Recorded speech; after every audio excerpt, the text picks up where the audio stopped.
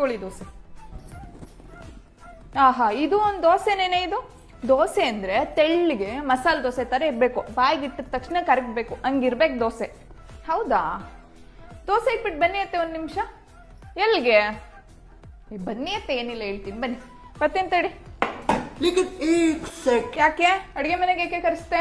ಅತ್ತೆ, ಹೆಂಗೋ ನಾನು ಇನ್ನ ದೋಸೆ ತಿಂದಿಲ್ಲ, ಚೆನ್ನಾಗಿಲ್ದೇ ಇರೋ ದೋಸೆ ನಾನು ತಿನ್ಕೊಂತೀನಿ. ಅಲ್ಲಿ ದೋಸೆ ಇಟ್ಟು ತವ ಎಲ್ಲ ಇದೆ, ನಿಮ್ಗೆ ಹೆಂಗೂ ಚೆನ್ನಾಗಿ ಬರುತ್ತಲ್ಲ, ಮಸಾಲೆ ದೋಸೆ ತರ ತೆಳ್ಳಗ್ ಮಾಡ್ಕೊಂಡು ತಿನ್ನಿ ಅತ್ತೆ, ಅದನ್ನ ನಾನು ತಿನ್ಕೊಂತೀನಿ, ಬೇಜಾರಾಗ್ಬೇಡಿ. ಬಾಯ್ ಬಾಯ್, ಟಾಟಾ, ಗುಡ್ ಬಾಯ್.